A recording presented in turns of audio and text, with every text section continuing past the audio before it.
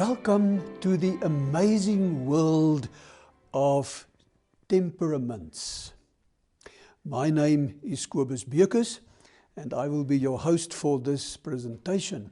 I studied theology and psychology and served the Seventh-day Adventist Church as a pastor for more than 36 years. Now, the origin of temperaments is from the Greek philosopher Socrates many years ago. So this is a very old study when it comes to temperaments. And what is the purpose of this? The purpose of to know your temperament and how temperaments works, it helps you to understand yourself and others.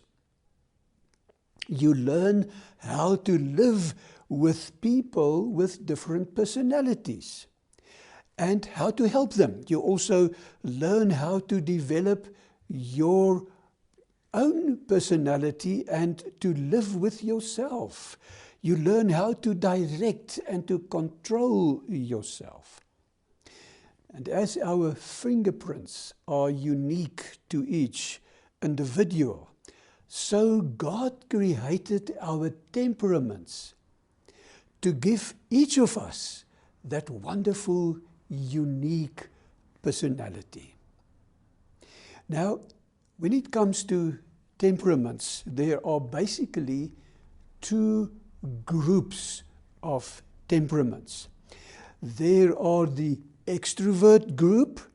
They are the hubbly, bubbly, the outgoing talkers, the movers and the shakers, the long-term planners who think big and long-term and dislike detail.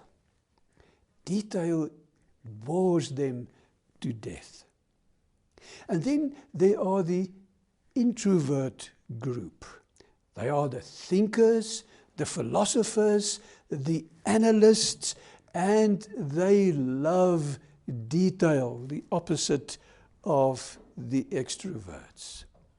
And each of these groups are divided into temperaments. So you have the extrovert group who are divided in the sanguine temperament, and you have the choleric temperament. And then in the introvert group you have the phlegmatic temperament, and you have the melancholic temperament. Now, let us understand right from the beginning that there are no bad temperaments. All temperaments are good. And therefore, all temperaments are positive and needed in society. Because one human being cannot be all and for all. There are different people, different circumstances. Each of us only have so much time and so much energy and so much that you can put into one person. And therefore, the characteristics are divided between people so that when a group of people comes together, they can all together simultaneously do a specific task which need different aspects to that. So each temperament, though, has got positive characteristics and negative characteristics. And it is each individual's choice to develop his positive characteristics of his temperament and to diminish the negative and polish the negative characteristics of his temperament. And we are going to speak more about this a little later. Let's now move to the temperament inventory. In the online post, you will find this temperament inventory, or it will be mailed to you if you cannot do it online. So you will find this temperament inventory. This temperament inventory, we have to complete this to answer the questions on this. And by doing that, we will be able to discover our own temperaments. You will be able to discover your temperament by completing this temperament inventory. Write your name on the top, the date which you will fill out this temperament inventory, and then you answer all the questions. Make sure that you do not skip a question, but that you answer all of them by making a circle around the yes or the no, whichever of those are applicable to you in your specific case. Now be careful when you answer these questions, because sometimes one wants to answer the question as you think it actually should be for a Christian. Don't do that. There are no wrong answers. But answer the question how it applies to you in your specific personality, in your specific circumstances. And then remember that this is not a test. No right or wrong answer. The answer that usually comes to mind first are the one that is probably the right one. So if we look at these different questions, let's look at one or two of them, and just to guide you into completing this, the first question reads, I succeed when some people fail, not because my plans are better, but because I keep pushing when they get discouraged. Now, for you in your specific life, is this a yes? Is it true? Or is it not true? If it is true, then make a circle around the yes, or mark the yes in the way that you will understand that this is the correct answer. When it is a no, then you do it that way. Go through all the questions. There are 80 questions in this inventory, and when you get to the end of this, we will tell you how to do the rest of it, how to then discover your specific temperament. Now, when you have completed your temperament inventory, there is a table 1 and a table 2, also online or in the package that you will receive. Now this works very interesting. On the table 1, you will see that there are, on the left side, there are a number of numbers from 1 going down to 40, and then from 41 going down to 80. These are the numbers of the questions, the inventory questions which you have just completed. Then you will find a lot of Y's. The Y means yes. Y stands for yes. And then like on the top one here, Y equals C. Then you will get C, F, C, M, and S, and so forth. These are the first letters of the different temperaments. C for choleric, F, what is that one?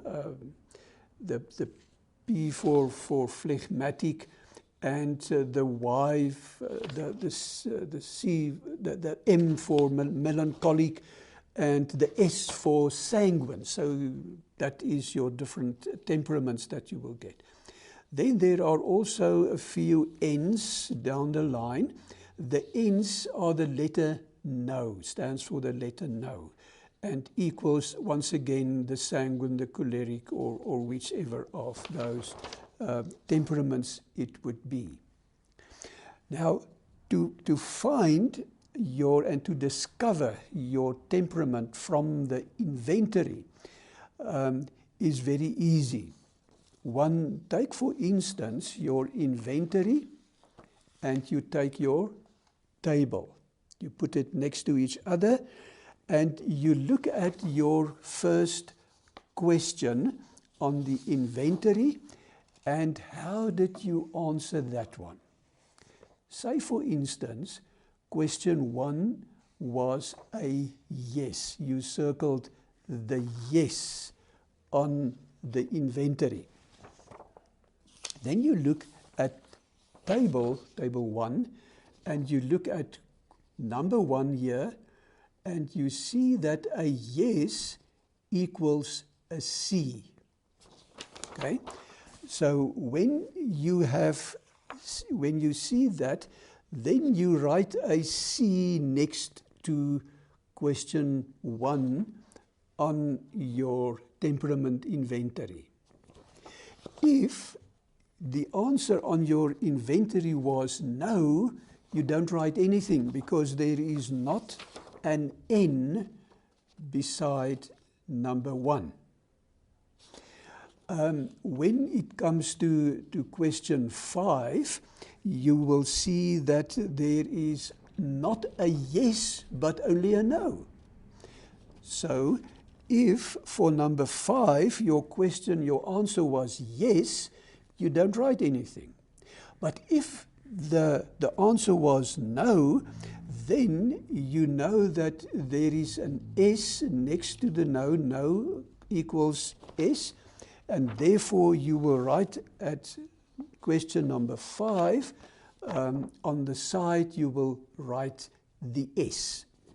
And so, you go through all the questions on the inventory, and you look at what each of your answers equals, and then write that specific letter behind that where it is applicable. Where there are no letter for instance a no or a yes, then that one will be open. But next to each question on your inventory, write down each of these letters, either a P, an S, an M, or a C. When you have done that, the next step is actually very easy. And that is now to take your temperament inventory again, and what you can do is at the bottom of your inventory, the very last page, you can write a P equals, and a C equals, an S equals, and an M equals. Then you go through this whole inventory, all the pages, and you count all the P's. P for phlegmatic. Count all the P's that you may have on each of the pages, and then you write next to P equals, say it is 16, then you write 16. And you do the same with the C's, count them, how many you have of them, how many S you have, and how many M you have, and then write the different numbers of each of them on your last page. When you have done that, next step, also very easy, is to take up table 2. And with table 2, you will see that there are 5 columns. The very first column on the left-hand side is points. Now, the point column means stands for all the different letters that you have found and that you have counted and which you wrote down here. So for instance, phlegmatic will have a number of points, the same with cholerics, and so on. And then when you have the points, one goes to the very interesting way of looking at table 2, and then go down and say, for instance, for phlegmatic, you have, say, 10 points. You counted 10 P's. And phlegmatic is the very first one here, and that is a 43 figure. Now, 43 then here means 43%, which means that you are 43% phlegmatic. And so you can work through all of them. It is the same. You count the number of C's.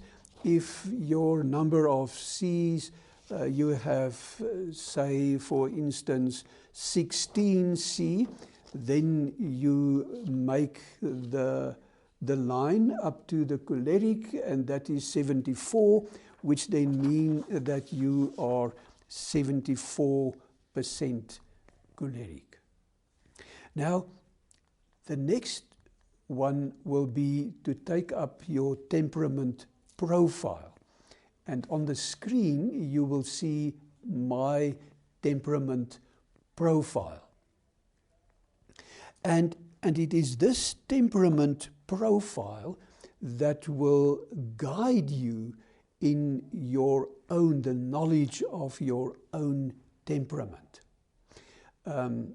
Once again, on this temperament profile, you write your name on the top, the date of completing this temperament, and then you will see the different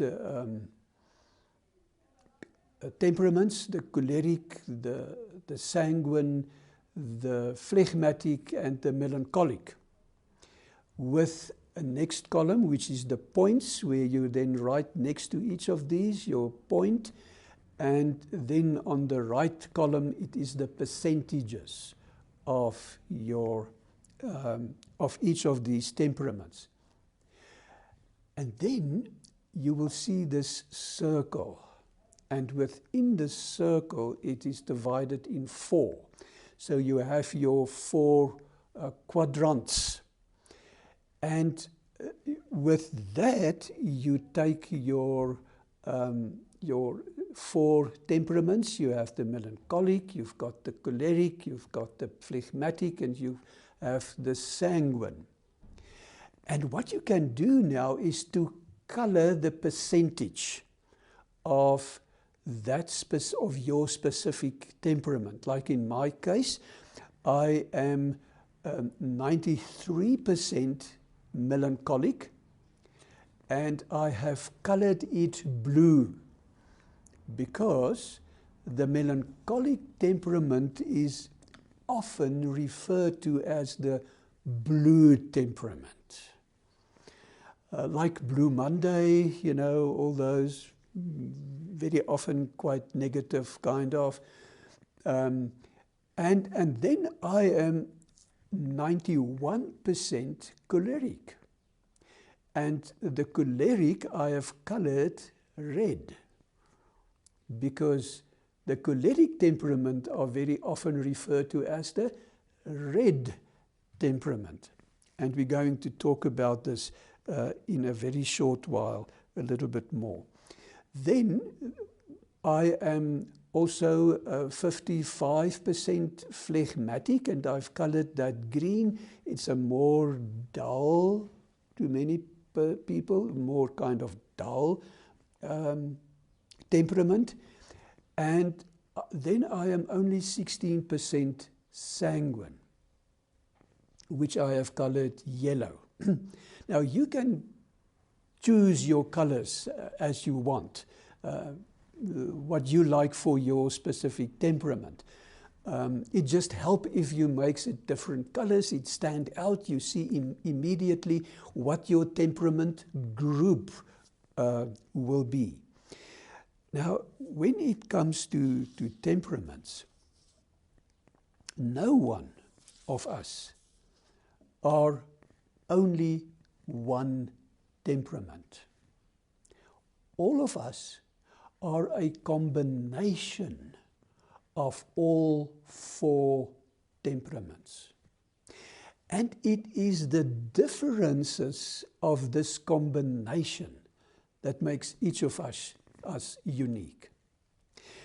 I've only once in my career found a couple, was a married couple, whose profile looked identical. Each of these temperament groups, the percentages for both of them was the same. That was amazing to me. I couldn't believe it at first, and I asked them to go through their questionnaire a second time, which they did. But the same appeared. So then we went to the different characteristics, which I am going to talk in a moment about. Going through the different characteristics, we saw that where they differed was the different characteristics, although the percentages of the different temperaments were the same. They didn't share all the specific characteristics of each of these temperaments. Now, when you look at these temperaments and at this profile of mine, for instance, that you see on the screen, is the combination that you find there. So it is very high melancholic and also very high choleric. About halfway through that is the phlegmatic, and then the very, very little sanguine. This means that I have about 93% of all the characteristics of the melancholic temperament. And I have 91% of all the characteristics of the choleric temperament. I have only 55% of the characteristics of the phlegmatic temperament and only 16% of the characteristics of the sanguine temperament, which mean that I will tend to show very little sanguine. I will show a little bit more phlegmatic characteristics, much more choleric, and still a little bit more than the choleric are the melancholic temperament traits. Now, which then brings us to a next document, which there are a number of pages for, and that is the document that gives us the characteristics of each of these temperaments. Now, I will in this presentation give a short summary of these different characteristics. It will be the main characteristics, just for us to be able to identify each of these different temperaments. And but it is very important, if you want to use this tool to develop yourself and your own personality, and to help develop others and help to understand them and guide and help them. It's very important that you make a good study of these characteristics. If one looks at this is the first page is the phlegmatic one. On you will have the different situations or aspects of life. You will have the emotional characteristics, and that is grouped there. There is also the relational characteristics of each. There is the work and other activities, and then greatest needs of each of these temperaments. Make a good study of this.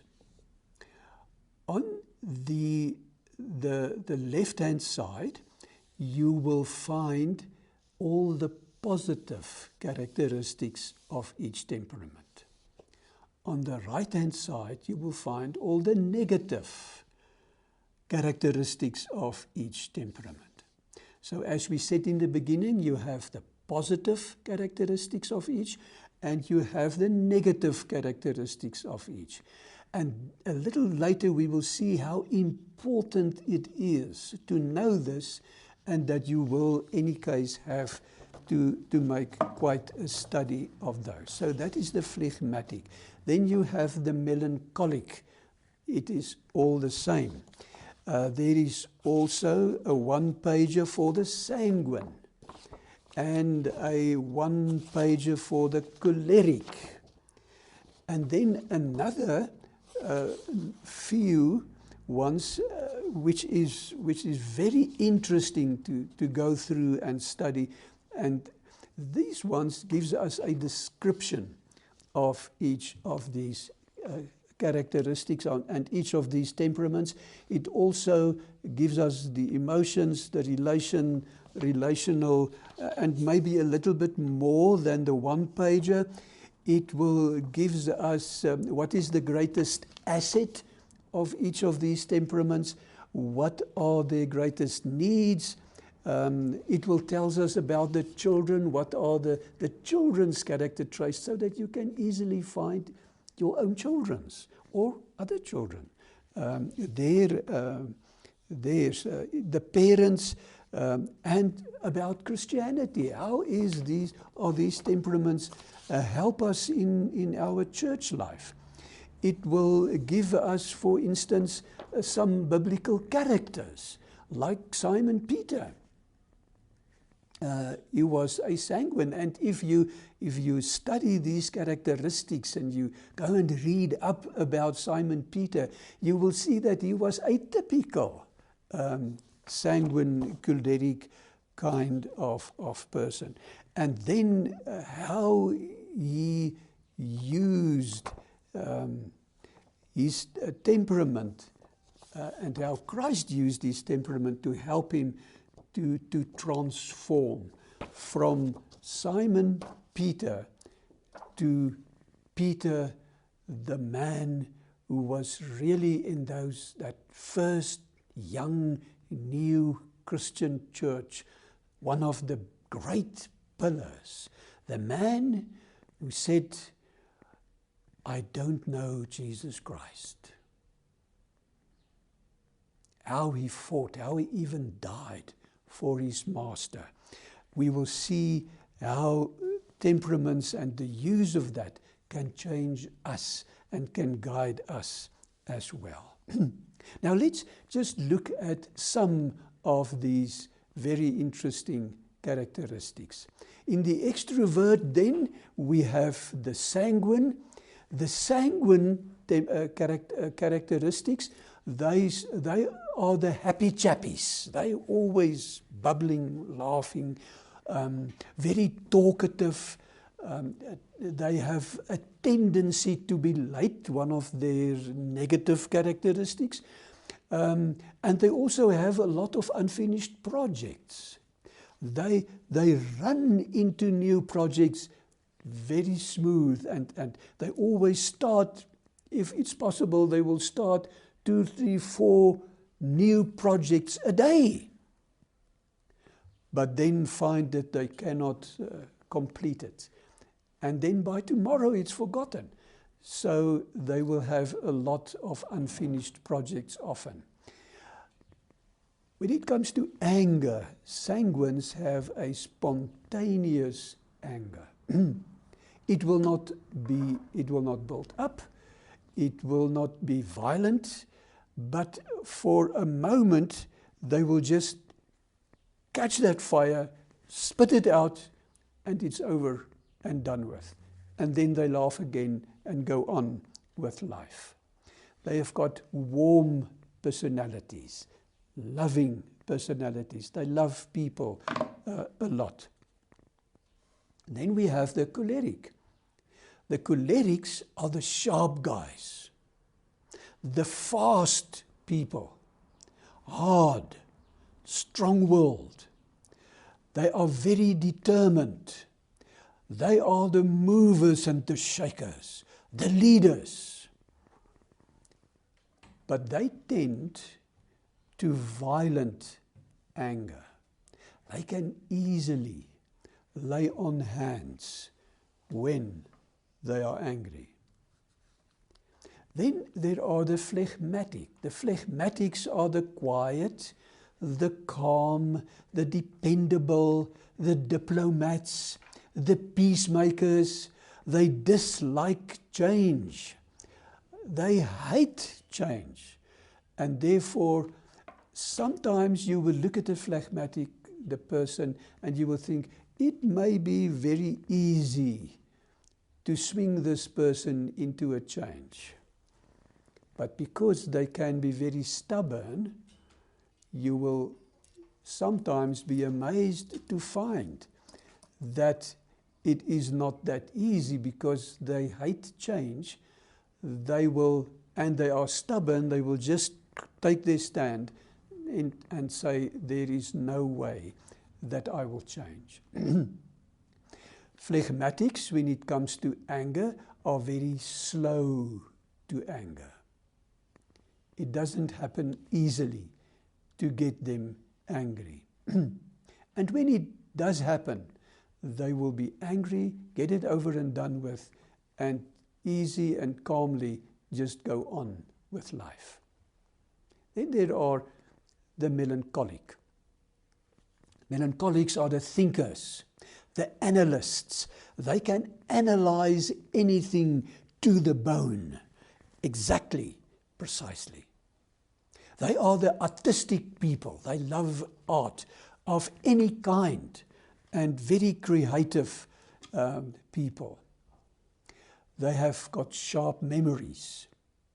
Maybe not that fast and sharp when it comes to speak and to thoughts, but when it comes to thinking and to their detail and to analyzing, they are absolutely very good. They are the perfectionists. Everything they do must be perfect.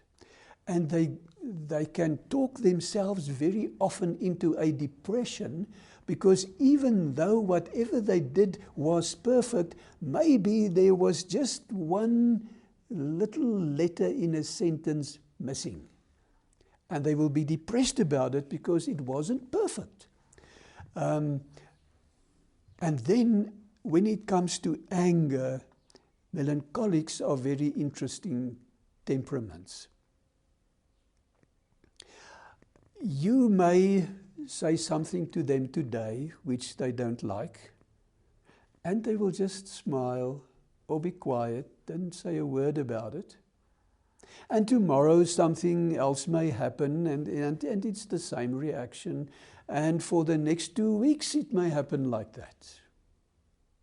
And then suddenly one day, on one moment, as the smallest little thing will trigger that anger, and it will combust this gas chamber that is full now, and it will explode. Boom!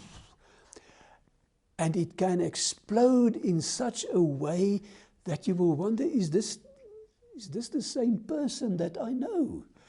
How and why such a small thing explode about something that small? It is because they stores their anger. Whatever happened today will go into the storeroom. Tomorrow, the day after, and so on, until the storeroom is full. And then the explosion.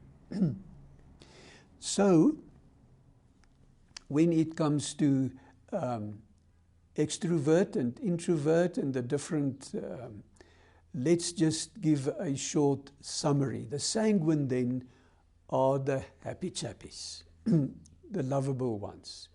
The cholerics are the people with the agenda.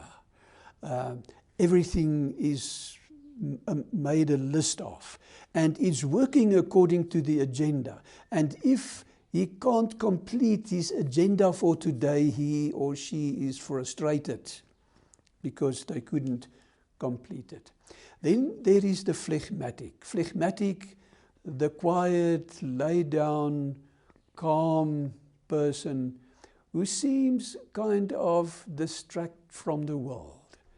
When you look at them as babies, they are the wonderful babies, the quiet babies, the babies that most parents wish they have always, because they are so calm and quiet and everything.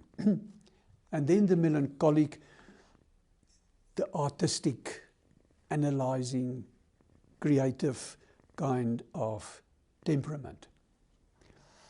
Now remember, we said that each of us are a combination of each temperament, and which mean that in my situation I am 93% melancholic, 91% choleric, which then gives us the combination. My specific combination is then that I am melancholic choleric. Because you take the two highest temperaments, and those two highest are your temperament group. If your highest is sanguine choleric, sanguine is the highest, choleric is the second highest, then you are sanguine choleric. When it is phlegmatic sanguine, then it is phlegmatic sanguine, or phlegmatic melancholic, or melancholic phlegmatic. Or you can have a sanguine melancholic or a choleric phlegmatic. So it differs from person to person. Whatever that combination may be is unique to you. And that is what makes temperaments so wonderful. Then we see this layout of the different temperaments. You have on the top in this quadrant, these two halves, on the top there is the extrovert, the sanguine, and the choleric. They are natural blends. They blend very easily with each other, and therefore are being called blood brothers. They are, most of their characteristics blends easily. It's not opposing characteristics. It's very easy for them to bind them and to get them together. Whether then you are sanguine choleric or choleric sanguine, it is the same. It is an easy combination. Then on the bottom of the line, and by the way, they are the leaders. The sanguine cholerics are the leaders. They have got these strong leadership characteristics. Then on the bottom of the middle line, there are the phlegmatic and the melancholic. And it can be phlegmatic melancholic or melancholic phlegmatic. They are also natural blends and blood brothers, so to speak. They are the analyzers. They are introverted, pessimistic, soft-spoken. And they are also, their characteristics also blends easily, and therefore makes it also a very easy combination. Then you can also get your other combinations. You get the sanguine phlegmatic combination. They are what they call complementary blends, or kissing cousins. They can work together nicely, but there are a number of differences. For instance, the sanguine are witty and easygoing, and then the phlegmatic is not very much goal-orientated, or the very quiet kind of person. They have some opposing characteristics. And because of these opposing characteristics, may experience from time to time, under different circumstances, inner conflict. Because the one temperament in a specific circumstance would act this way, the other temperament in this given circumstance would act that way. And now it differs which one's characteristic is going to work. Then you also have the choleric melancholic or melancholic choleric, as it is in the case with me. They are also complementary blends, kissing cousins. And here you will see that the choleric are the decisive and the organized person. And the melancholic are the goal-oriented person, which then means that they are hard-working people. This combination is your work till death combination, because you have the go-ahead, the go of the choleric. They want to do and to do a lot of things. And then you have the perfectionist characteristic of the melancholic.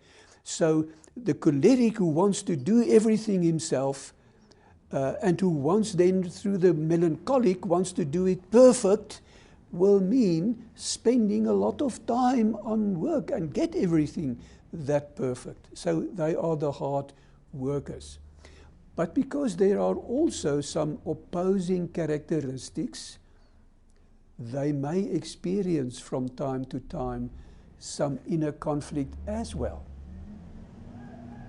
And then, of course, you will have your opposites, the choleric, phlegmatic, or the other way around, and they are totally opposite, as well as the sanguine melancholic, totally opposite, and will probably then experience a little bit more inner conflict from time to time under their different circumstances. So,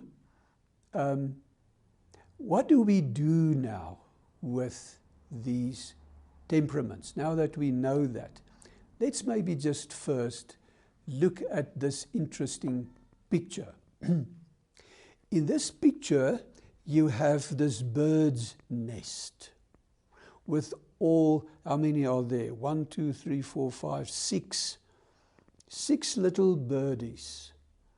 6 baby birds who were up to now cuddled in this bird nest by mother bird. And now today mother bird comes and she says, "Okay guys, time for your flying lessons. Time to get out of the nest. Let me show you what to do and how to do it." And out is number 1 already. Now, if we look at those who are still in the nest, we will see on their facial expressions the different temperament explained. And I've numbered them. There is a number 1. The number 1 is the guy that looks out of the nest. And then there is 2 number 2s. Their facial expressions are the same. And then in the middle of these number 2 is number 3 with that facial expression. And then there is a number 4. Now let me explain to you these 4 temperaments, the 4 temperaments from these guys that you will see in this nest. Now, of course, this comes as a little bit of a shock to them. It's time to get out of the nest. How will we be able to fly? Am I going to make it? What's going to happen? And little brother is out first, out of the nest, and there he goes, and he's dropping. What are the characteristics of each of these temperaments that looking down at this little guy? Number one is looking outside. I don't want to miss this. This must be so interesting. I just have to see what's going on here. What is this guy going to do? And that tells us it is the sanguine temperament. Always out there, outgoing, wants to see everything, don't want to miss a thing in life. Then going to the number twos, we will see both of them is just sitting there like nothing is going on around them. And if there is anything going on around them, so what about it? So they just don't care. Seem like they just don't care. And this brings us the phlegmatic temperament. That temperament that seemed to be distant very often. Then the number 3 one. The number 3 one is hiding its face. It says, I don't want to see this. I know he's going to just fall him down flat on the ground. I don't want to see this. And that brings us to the melancholic temperament. The temperament to always first see the negative and then the positive.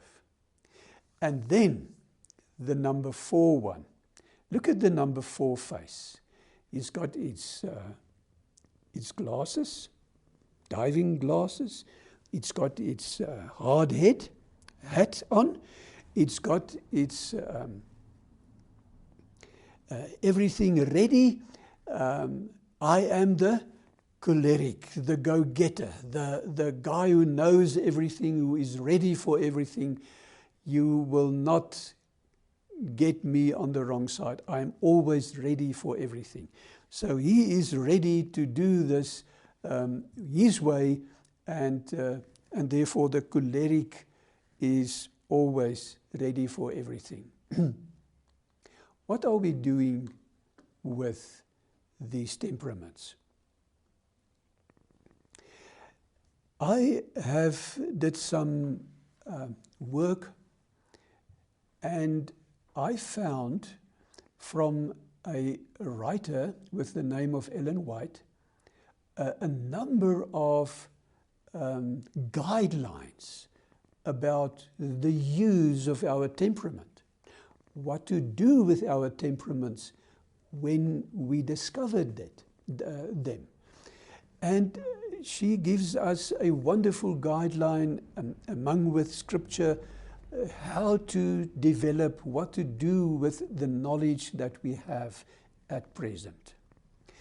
She says in the book 4 Testimonies, in page 69, the person must be shown his true character, understand his own peculiarities of disposition and temperament, and see his infirmities. So what she says is that it is very important that each of us understands our true character and our own peculiarities, so that I can know I am not so different. I am not the only one with some of these differences. There are many others. And when I look at other people, that I can say, okay, this is a characteristic, this is a temperament trait of this person to be like this, to understand that disposition and temperament, and then also to see my infirmities. how am I going to see my infirmities? And this is where the study of this temperament is so important. When we look at these characteristics, those characteristic pages that you need to study, make a good study of this. How do you do that? You look at your own temperament profile and then start with the one that is your highest percentage. Say, for instance, it's the melancholic, like in my case. Then I will go and work through all of these temperament traits. I will work through the positive ones and I will work through the negative ones. And then I will mark them, because not all of these characteristics will be, I will not experience all of these characteristics, but a high percentage of them. And so I will mark each of them that I know is my character trait, on the positive side as well as on the negative side. And when I have done that, I know and I can see where is my infirmities, where is my negative situation and my infirmities.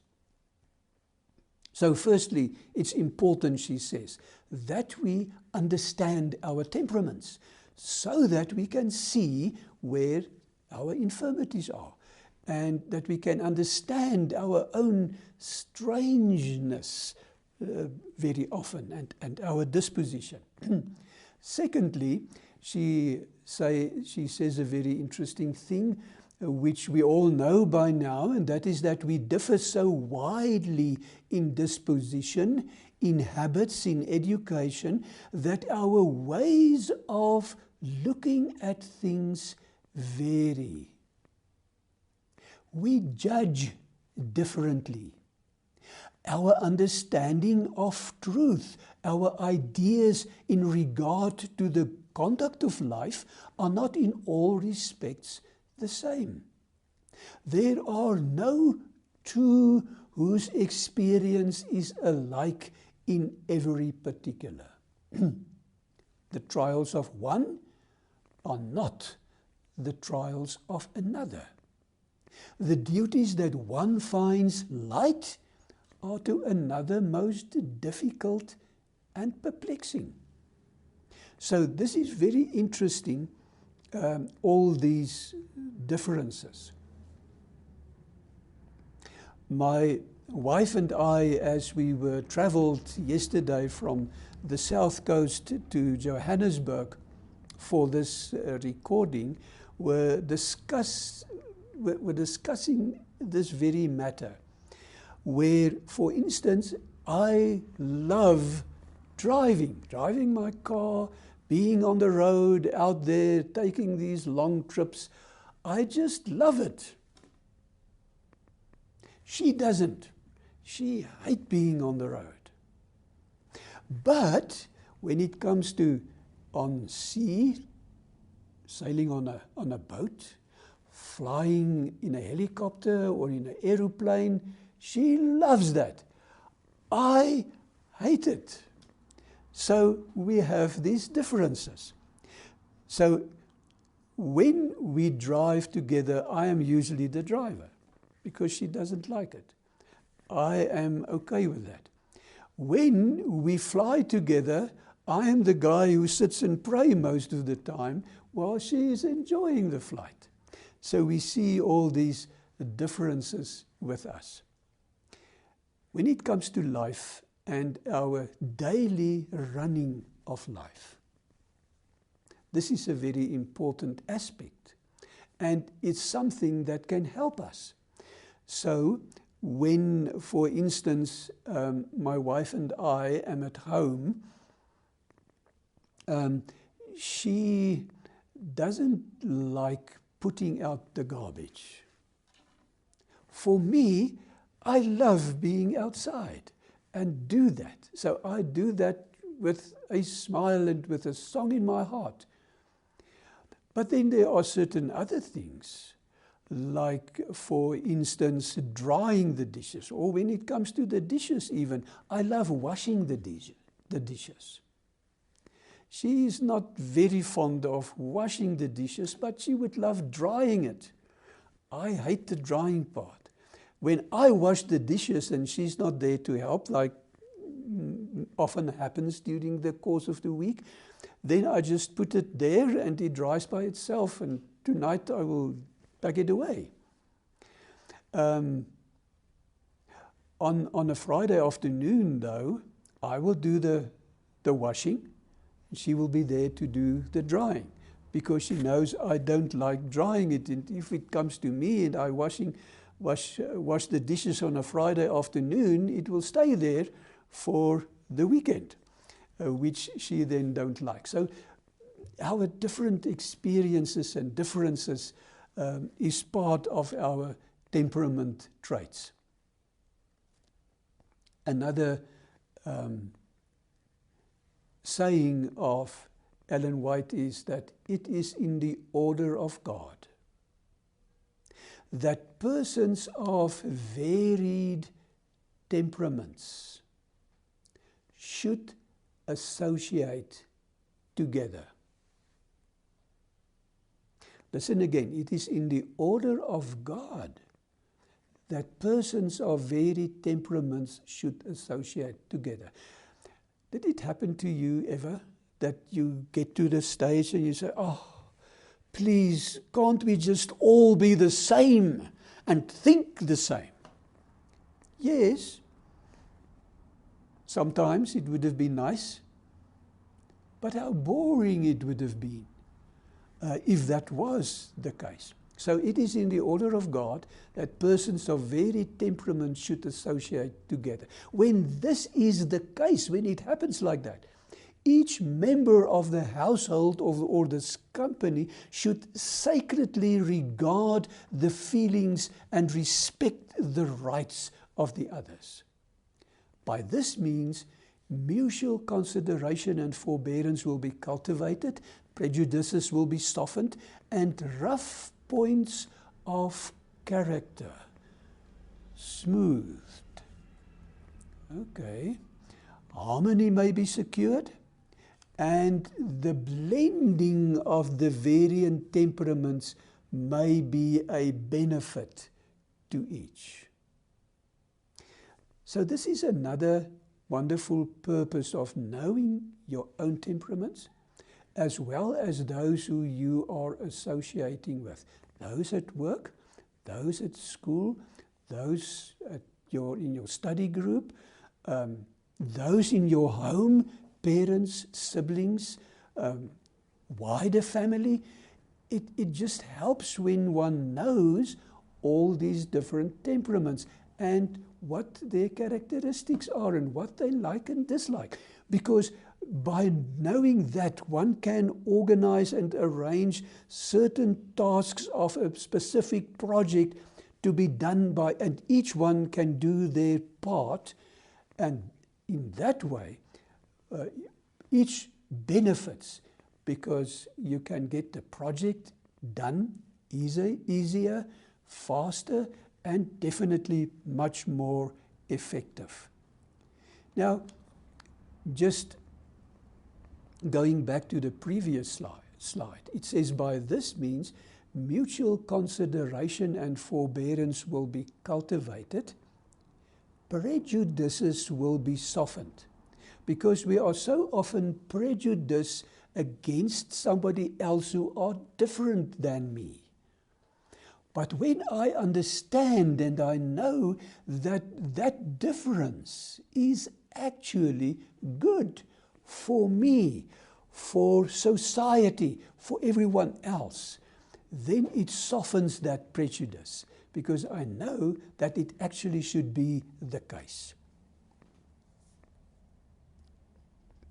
And then it should also soften that rough points of character that should be smoothed. How are we going to soften those rough rough points of character. How are we going to smooth that? It is because we have made our list of characteristics. We have studied them. We have identified them. I now know which of these specific temperament characteristics are my characteristics. And because I know that now, I can go and make a list of especially my negative characteristics.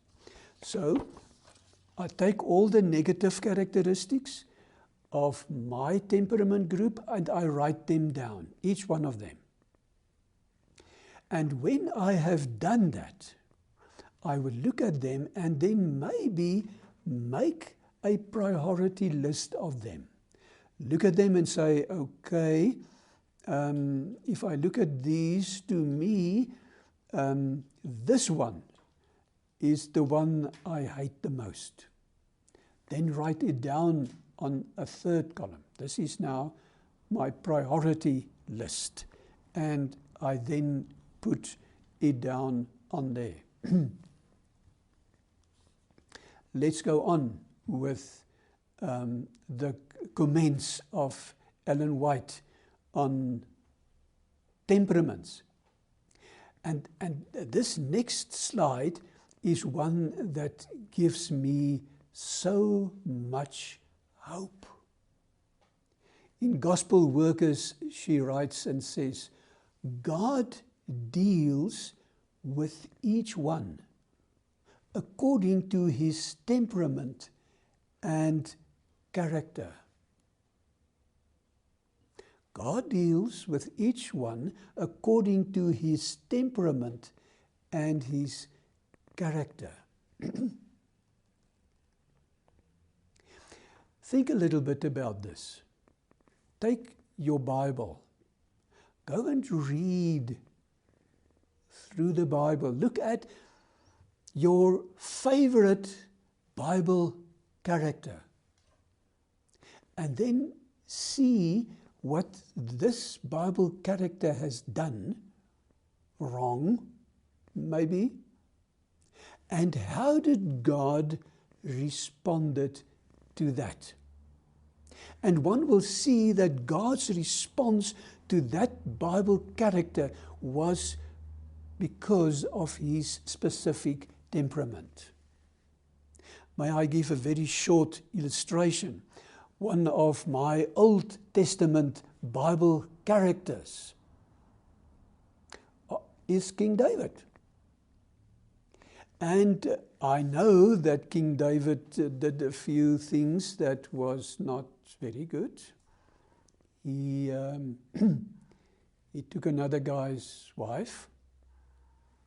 And then when he made her pregnant, he killed her husband. And that was some awful thing to do. And then King David remained silent about it. He didn't speak to God about it, didn't ask for forgiveness. He was just completely silent. And then God sent the prophet to him to go and speak to him about this. How did this prophet approach King David? Now remember, he's the king. This is the prophet. The king has all the power in the world. With a snap of his finger, he can put a soldier on this prophet and cut off his throat as easy as pie. And nothing happens to him. So this is a very stressful situation for this prophet. So this prophet prayed a lot about it and asked the Lord to come and help him how to do it. Now, he could have approached King David by, King David, I just can't believe you did it. How on earth is it possible that you did such an awful thing? He could have approached him by that way, but he didn't. He came to the king and he told him a story. He said to him, "King, you know, in this kingdom of you, there are a very poor man with only one lamb. He loved this lamb. This lamb, he feeded this lamb. He cared for this lamb. He did so much for this lamb. And then, not far from him is this very rich man. He has got lambs. You can't even count them, so many he has. And then this rich man received some guests, but he didn't want to take any of his lamb to give as food for his guests. So he went and took the lamb of the poor man and slaughtered that lamb and prepared a meal for his guests. Can you think how King David reacted? Now, in my mind, King David was a melancholic, choleric temperament. Melancholic because of the beautiful psalms he wrote. Because of sometimes and very often in his psalms, you can read and hear that depression, that off times in his life. But he was also strong choleric. He was a warrior. He could fight. He could get angry about certain things. And he was a leader. And he could drive whatever project he wanted to fulfill. So he was a melancholic choleric. What would speak to his heart? This story of the poor man and the rich man. And immediately when King David heard the story, he said, "What? In my kingdom? That cannot happen. Who is this guy?" Which gives the prophet the gap. It is you, my king. And immediately, King David realizes what the story is about. And at that moment, he gave his heart to God again. And he repented because of his sin. May I share very quickly another one in the New Testament, which is the Apostle Paul. Paul, before he became the Apostle Paul, was Saul. And Saul was this man, this highly choleric, sanguine person. So he was killing all the Christians, going to find them and kill them all. He had this mission in his life because he was sure this is what God wants from him. And he was doing this with a passion. And God tried many times to get through to Saul, to say to him, "Saul, this is not the way that you should go." But he didn't listen. He didn't listen when he was there at the feet of the man who was stoned because of his faith. And then there on the Damascus road, this big light. And God had to hit him off his horse. And when he lied down there on the ground, on his back, speaking to God, God could come through to him. God had to use the only way that you can sometimes get through to a choleric, that is, hit him hard. And God did. And it succeeded. So, dear friends, God deals with each of us according to our temperament and character. And then the sentence goes on and it says, and we must cooperate with him. So, now that we have our characteristics, we have identified them. Now that we have made the list of our negative characteristics, and now that we have made the priority list of our negative characteristics, we know what it all is about. We must now cooperate with God to say, dear Lord, thank you so much that you deals with me according to my temperament and my character. Thank you that you are so successful in handling me. Oh Lord, I need to do a few changes. I know that you will do these changes for me. And I want to cooperate with you. Please guide me in this. Please help me. And that then takes us to another comment by Ellen White. She says, we all have our peculiar temperaments. Therefore, we need to cultivate our tempers. Soften whatever is harsh in your temper and burnish off the rough edges of your character. Burnishing off those rough edges of character is by starting with this priority list, and the top one. Don't take all of them at once and say, I want to change all 10 these negative characteristics today. It will not be possible to do that.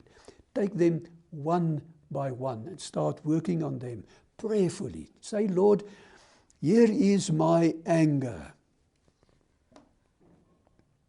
Lord, I am highly melancholic. I'm okay today and tomorrow and the day afterwards. But I know the day will come because I store my anger. The day will come that I'm going to explode. And when I explode, I just don't have any control over myself. So, Lord, my solution to this will be to handle my anger as it comes and not store them. This is my biggest priority, to do this. I don't want to be this explosion from time to time and then hurt people around me that bad and sometimes break relationships totally. And therefore, Lord, please help me with this. And in this way, He will guide me and help me to burnish off that rough edges of my character. And you know, when you do this, you will build a relationship with God that you will never imagine was possible. Because you will see how He helps. You will see how He guides. You will see that, of course, the enemy will bring a circumstance, will bring a situation where he will tempt you to do what you always have done. That is for sure. But when you can experience at that moment how God guides and leads and help you to work through this and how to burnish this rough edge of your character, you will be amazed. Whatever your temperament may be, whatever your hereditary and cultivated tendencies may be, there is a character to be formed after the divine pattern. We have no excuse for retaining our own mold and superscription of nature. For Christ has died that we may have His mold and His superscription. Remember that we have all been made in the image of God. But sin came and broke this image of God in us. And God is busy, as we have committed our lives to Him, He is busy rebuilding His image in me. And therefore, these words, we have no excuse for retaining our own mold and superscription of nature. That which sin has changed us into, there is no place for that and no excuse for that. For Christ has died, that we may have His mold and His superscription, His image growing back into us. And by doing that, we will become these with the same temperament, being still who we are, but with those rough edges smoothed away and building onto the life of Jesus Christ. In the little booklet, Lift Him Up, Ellen White says, whatever your disposition may be, God is able to so mold that disposition that it will be sweet and Christ-like. By living faith, you separate from everything not in accordance with the mind of God, and thus bring a heaven into your life here below. So whatever your disposition may be, and then it doesn't say you are able to so mold your disposition. It says God is able to so mold that disposition that it will be sweet and Christ-like. So it is God that will work in you and in me. And through our living faith in Him, we will separate from everything not in accordance with the mind of God, and in that way bring a heaven into our lives here below. And then the Apostle Paul in Philippians 2 verse 13 comes with this same thought, and he says, it is because God is always at work in you, to make you willing and able to obey His own purpose. God is always at work in us to make us willing and make us able to obey Him in His purpose. So how do we get about doing that? How will we get God to always work in us? Firstly, for us to cooperate with God. And by cooperating with Him, committing to Him, cooperating with Him, we must obey Him. And it is by obeying His guidance in our lives that we get to that point where we will be willing and able to listen to Him and work with Him through our situation. And then the very last, to close off. In the book 3 Testimonies, Ellen White gives us the golden key to this whole exercise that we are doing today, to this whole presentation. She says, here is a principle which lies at the foundation of every act, thought, and motive. Once again, here is a principle which lies at the foundation of every act, thought, and motive. And that is the consecration of the entire being, both physical and mental, to the control of the Spirit of God. My friend, if you want to succeed in growing your temperament, developing your temperament, developing others, This is the golden key. If you forget everything else, what we have said in this presentation, but remember this, it will carry you through. And that is this principle. That is the foundation of everything.